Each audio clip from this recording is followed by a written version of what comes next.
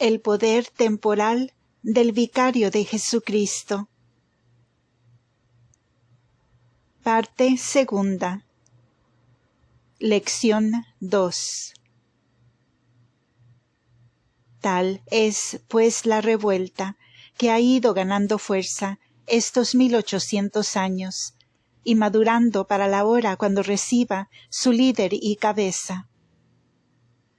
La interpretación universalmente recibida por polémicos, donde primero el anticristo se tiene por un espíritu o sistema, y no una persona, y luego por la Iglesia católica o romana, o el vicario de la palabra encarnada, es el golpe maestro del engaño. Disipa todo el miedo e inspira presunción y seguridad, y fija la atención de los hombres a buscar los signos de su aparición, en todo lugar excepto donde se deben ver, y les saca del sector donde ya son visibles. Ahora no titubeo al decir que en todas las profecías de la revelación no hay una entre ellas que relate la venida de Cristo de manera más explícita y expresa que aquellas que relatan la venida del anticristo. Número 1. Él es descrito con todos los atributos de una persona. En un pasaje, San Pablo lo llama esse inicuo, ille iniquus, el hombre de pecado, homo peccati, e hijo de perdición. Y San Juan en 4 lugares habla de él como el anticristo. Negar la personalidad del anticristo es, por lo tanto, negar el claro testimonio de la Sagrada Escritura. Explicar estos términos y títulos personales como si fueran un sistema o espíritu es tan racionalista como la impiedad de Strauss, al negar el histórico, esto es, el Cristo personal. Es una ley de la Sagrada Escritura de que cuando las personas se profetizan, las personas aparecen, como por ejemplo, las profecías de San Juan Bautista, o de la Santísima Virgen, o de nuestro Señor. Todos los padres, de ambos lados, Oriente y Occidente, San Irineo, San Cipriano, San Jerónimo, San Ambrosio, San Cirilo de Jerusalén, San Gregorio Nacianceno, San Juan Crisóstomo, Teofilacto, Ecumenio. Todos interpretan estos pasajes con un anticristo literal y personal. Lo que puedo llamar como la interpretación corporativa es moderna, herética, controversial y nada razonable. Este sistema fantasioso y contradictorio ha sido suficientemente destrozado aún por escritores protestantes, como por Todd en su obra sobre el Anticristo. Un libro encomiable y sabio, mas de alguna manera desfigurado o la reliquia del prejuicio protestante. Por Creswell en su exposición de las parábolas, y por Maitland sobre Daniel y San Juan. En Alemania, aún entre intérpretes protestantes, mantener la interpretación anticatólica se mira como un sometimiento del carácter típico de un académico bíblico. Los protestantes de Inglaterra aún son, como siempre lo fueron, los menos cultos y menos razonables. Por lo que es verdad que el anticristo ha tenido y podrá tener muchos precursores, como el mismo Cristo los tuvo, así como Isaac, Moisés, Josué, David, Jeremías fueron tipos de uno. Así Antíoco, Julián, Arrio, Mahoma y muchos otros fueron tipos del otro, porque las personas representan a las personas. Así pues, como Cristo es la cabeza y representante, en el cual todo el misterio de la santidad se ha resumido y recapitulado, así también todo el misterio de impiedad encontrará su expresión y su cabeza en la persona del Anticristo.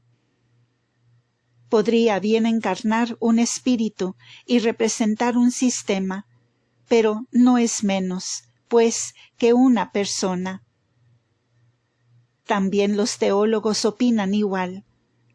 Bellarmino dice: todos los católicos creen que el Anticristo será una persona individual. Lessius dice: todos concuerdan en la enseñanza de que el propio Anticristo no será muchos, sino una sola persona. Suárez va más allá al decir que esta doctrina de fe del personal Anticristo es con certeza de fide. Número 2. Luego, los padres creían que el Anticristo será de raza judía. Tal era la opinión de San Ireneo, San Jerónimo y del autor de Consumatione Mundi, atribuido a San Hipólito, y de un escritor de un comentario a la epístola a los tesalonicenses, atribuido a San Ambrosio, y de muchos otros, quienes agregan que éste será de la tribu de Dan. Por ejemplo, San Gregorio el Grande, Teodoreto, Aretas de Cesarea y muchos más. Tal es la opinión también de Bellarmino, a la que no le pone duda. Lessius afirma que los padres, con consentimiento unánime, enseñan sin lugar a duda que el Anticristo será judío. Rivera repite la misma opinión y agrega que Aretas, San Beda, Aimo, San Anselmo y Ruperto afirman que por esta razón la tribu de Dan no se menciona en la lista de aquellos que serán sellados en el Apocalipsis. Viegas dice lo mismo, citando a otras autoridades. Y esto parecerá probable si consideramos que el Anticristo vendrá a engañar a los judíos, de acuerdo con la profecía de nuestro Señor. Pues yo vine en nombre de mi Padre, y no me recibís. Si otro viniere de otra autoridad, a aquel le recibiréis. Cuyas palabras son interpretadas por los padres con una misma aprobación, de ser el falso Mesías, que se hará pasar por verdadero frente a los judíos.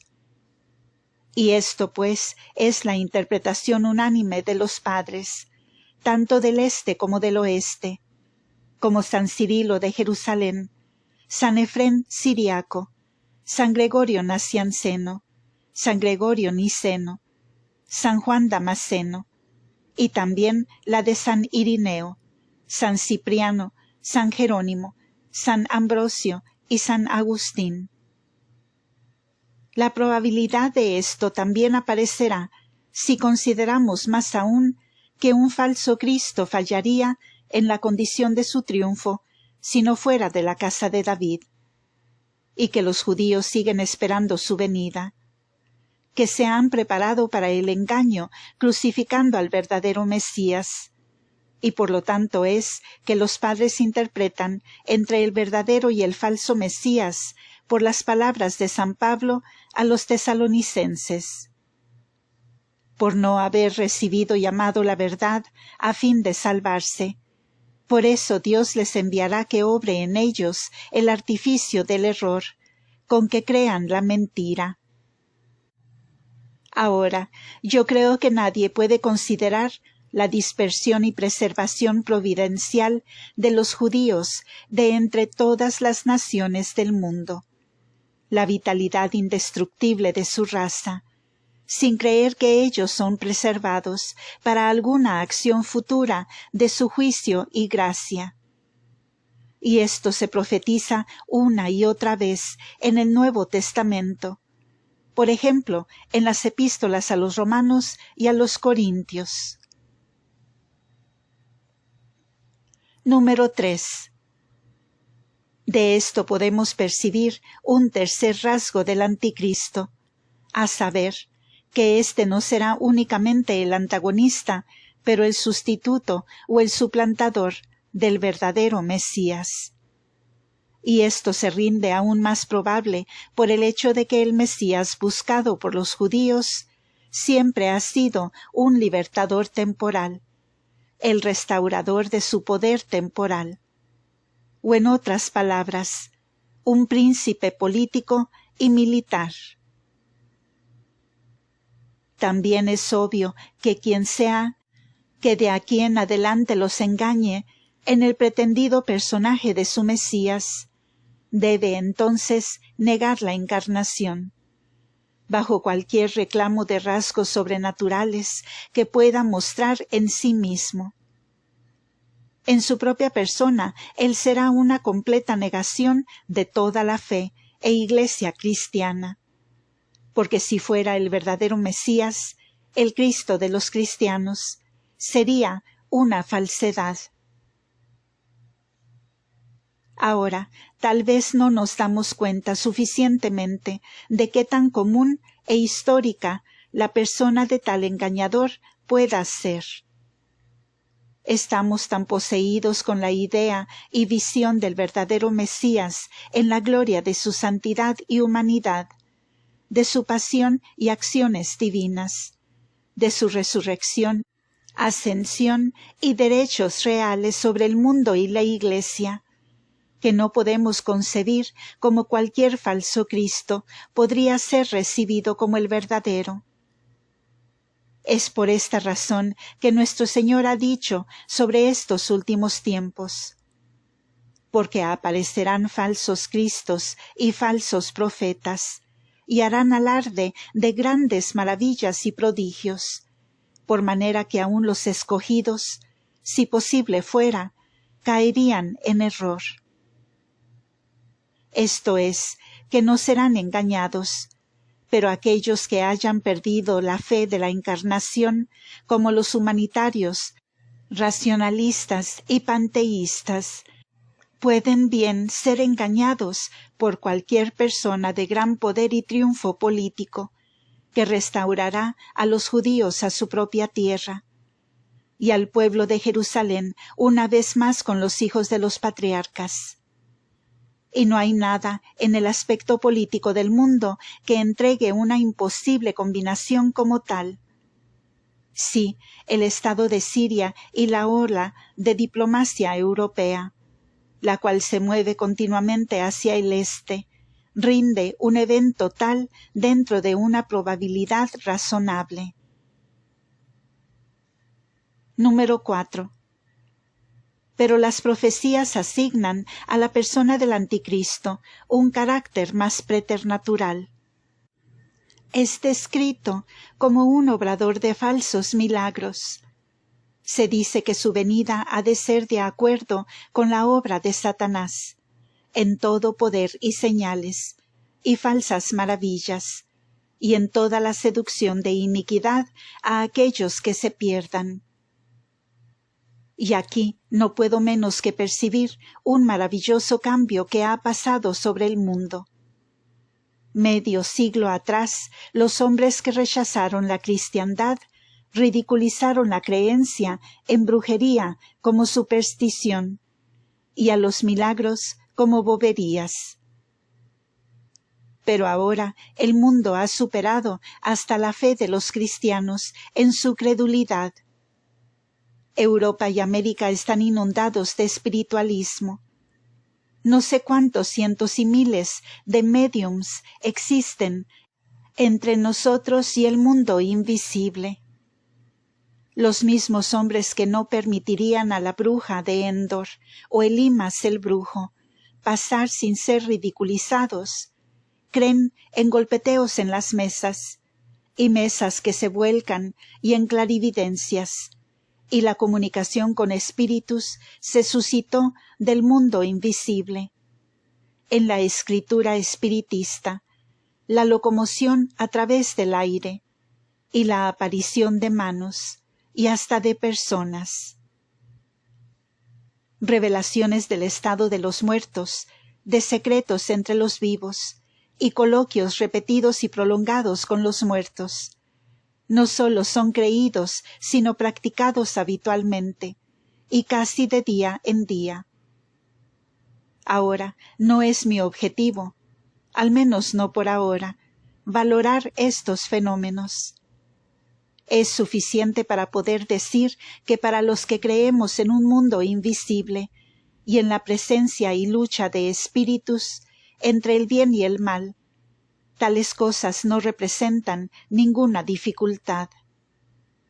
No nos inclinamos a negar su realidad por la falsedad y engaño mezclado en ellos.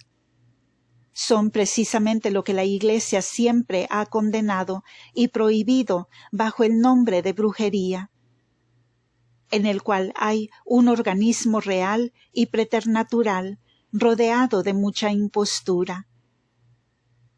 Me tardo en este punto porque es seguro que estamos abarcados por un orden sobrenatural, cuya una parte es divina y la otra es diabólica.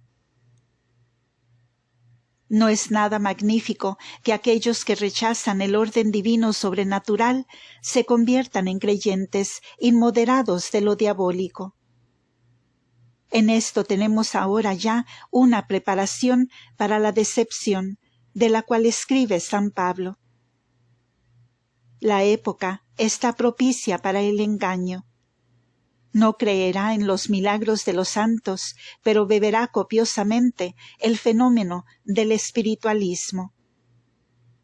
Un exitoso médium bien podría hacerse pasar por sus dotes sobrenaturales, como los Mesías prometidos, y los signos y maravillas engañosas en abundancia nacerán de los organismos ya existentes por todo el mundo.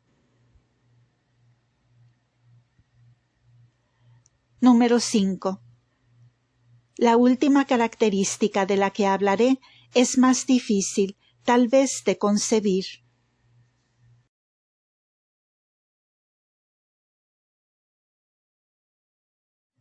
San Pablo habla del hombre de pecado, el hijo de perdición, el cual se opondrá a Dios y se alzará contra todo lo que es Dios o se adora, hasta llegar a poner su asiento en el templo de Dios, dando a entender que es Dios.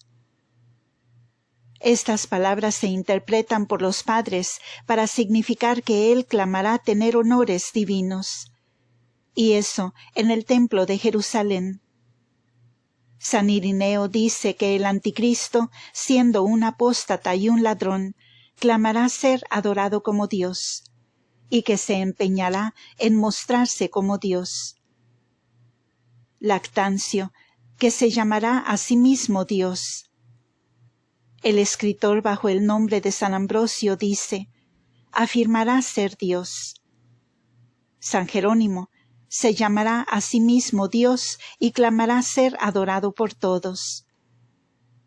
San Juan Crisóstomo profesará ser el Dios de todos y se autollamará y mostrará como Dios. Lo dicen también Teodoreto, Teofilacto, Ecumenio, San Anselmo y muchos otros.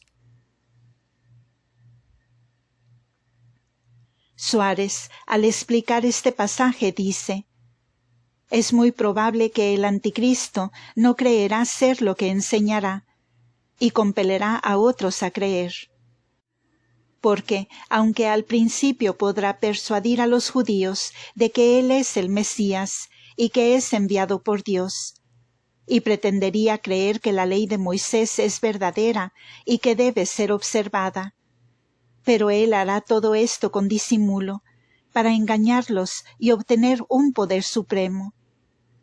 Porque después rechazará la ley de Moisés y negará al verdadero Dios que la dio, por cuya razón muchos creen que él astutamente destruirá la idolatría, para poder engañar a los judíos.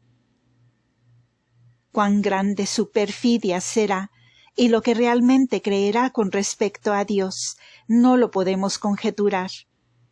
Pero lo más seguro es que será un ateo, y que negará tanto el premio como el castigo en la otra vida, y venerará solo el poder del ser preternatural, del cual ha aprendido el arte del engaño y adquirido sus riquezas, por cuyas riquezas obtendrá un poder supremo. Ahora pues, es fácil de comprender cómo se opondrá a Dios, siendo el antagonista de Cristo, y cómo se exaltará o se alzará por encima de todo lo que es Dios y se adora. Porque, en suplantando al verdadero Mesías, se coloca a sí mismo en el lugar del Dios encarnado. Tampoco es difícil comprender cómo aquellos que han perdido la verdadera y divina idea del Mesías aceptarían a uno falso. Y estando impresionados con la grandeza de un triunfo político y militar, e inflados con las nociones panteísticas y socinianas sobre la dignidad del hombre, puedan darle el honor a la persona del anticristo que los cristianos le dan al verdadero Mesías. Abordo esto porque San Pablo lo hace prominentemente en la descripción del anticristo, y porque la tendencia de la crédula incredulidad, la cual aumenta en el mundo tanto como la fe disminuye, visiblemente prepara a los hombres para el engaño. Es una de las interpretaciones más magníficas de los padres, que al final del mundo el paganismo será restaurado. Esto, al menos, deberíamos considerar como imposible, ya no por otra razón, al menos desde el desarrollo de la infidelidad moderna. Sin embargo, la infidelidad nunca fue más predominante que cuando la revelación de la primera Revolución Francesa fue votada como falsa, y el culto a la razón y seres se puso en su lugar. En verdad, cuando los intelectuales se convierten en panteístas, los ingenuos se convierten en politeístas. Necesitan una concepción más material que la de los incrédulos refinados, y se hacen pasar y representan, primero en pensamiento y luego en forma, el objeto de su culto. ¿Y qué es esto sino paganismo, puro y simple? Pero en esto no puedo adentrarme. En la segunda entrega de la obra de Gaume sobre la Revolución Francesa, especialmente en los capítulos 12, 13 y 14, se encontrará un relato amplio y detallado del paganismo de hace 50 años. Y en el Catecismo de la Religión Positiva, bajo el título de Culto Público y Privado, se verá una elaborada profesión de culto religioso dirigido a la humanidad, el cuerpo colectivo de los hombres deificados, cual es la base natural de la religión de las antiguas Grecia y Roma. Ahora, no digo que no vaya a haber fenómenos más preternaturales y estupendos sobre la manifestación y persona del anticristo. Toda la historia nos llevaría a preverlo. Todas las profecías parecen predecirlo. Los grandes períodos de acción en el mundo lo presagian. Mi objetivo no ha sido desinvertir el futuro de lo sobrenatural, sino mostrar cómo lo sobrenatural se mezcla con el curso ordinario del mundo, y nos halla, por decirlo así, totalmente desprevenidos.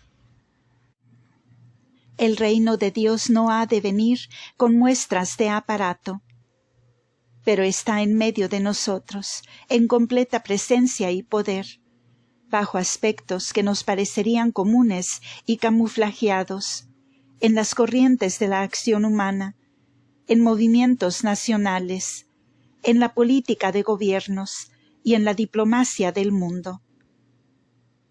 Como a Cristo en su venida se le vio como el carpintero, así el anticristo podrá ser visiblemente no más que un exitoso aventurero. Aún su carácter preternatural, verdadero o falso, podrá pasar ya sea como centelleos de locura, o como absurdidades de sus partidistas, o como delirios de sus halagadores. Así el mundo ciega sus propios ojos con los humos de su propio orgullo intelectual.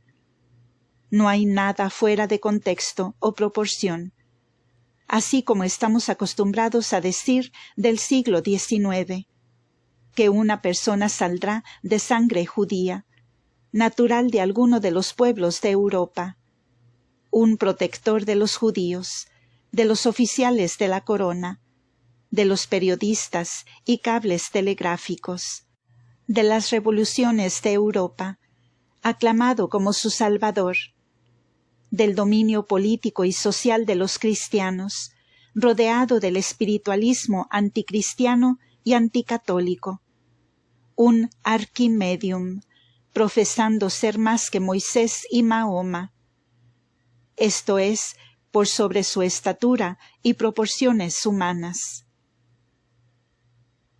Para aquellos que nunca han discernido la máxima unidad en principio y acción, de la verdad de un lado y de la falsedad en el otro, y por igual, respectivamente del bien y del mal, podrá parecer extraño darle tanta importancia a que sea de raza judía. Pero para aquellos que creen que el mundo puede dividirse en cristiano y anticristiano, católico y anticatólico, o, en otras palabras, hacia el orden natural basado solo en la voluntad y acción humana, y lo sobrenatural basado en la voluntad divina y la encarnación de Dios.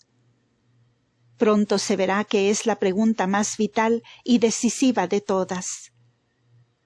Espero mostrar en adelante que el antagonismo entre dos personas es un antagonismo también entre dos sociedades, y que como nuestro divino Señor es la cabeza y representante de toda la verdad y justicia del mundo, desde el principio, así el anticristo, sea lo que fuere, será la cabeza y representante de toda la falsedad y el mal, el cual se ha ido acumulando estos 1800 años, en las herejías, cismas, sediciones espirituales, infidelidades intelectuales, desórdenes sociales y revoluciones políticas del movimiento anticatólico del mundo. Tal es la gran profundidad sobre la cual la sociedad cristiana del mundo descansa. De vez en vez se ha alzado con un poder preternatural y ha hecho a la orden cristiana de Europa vibrar y rodar. Pero luego parece caer en una calma. Pero nadie con discernimiento puede fallar en ver que es ahora más profundo, más grande y mucho más extenso que nunca. De que este poder cristiano un día encontrará su cabeza y por un tiempo prevalecerá en este mundo, es profecía segura. Pero esto no puede ser hasta que aquel que lo retiene sea quitado del camino. Esto, sin embargo, es el tema siguiente en nuestro orden, y no debo anticiparlo aquí. Antes de entrar en nuestro tercer tema, recordemos los dos puntos que, espero, hayan establecido lo que hasta ahora he dicho. El primero es que vemos la rebelión o separación ya verificada y manifiesta en la separación espiritual de la Iglesia y en la oposición a su autoridad divina y su voz divina, que rastreamos en operación desde el día en que el apóstol dijo: «El misterio de la iniquidad ya está obrando». Y San Juan declara que anticristos ya habían salido al mundo. El otro punto que hemos visto es este, que el hombre de pecado, el hijo de perdición, el inicuo, es una persona, en toda probabilidad, de raza judía, que va a suplantar al verdadero Mesías, y por lo tanto, un anticristo, en el sentido que sustituye el lugar del verdadero, un obrador de falsos milagros, que clama para sí el mismo culto, el culto divino.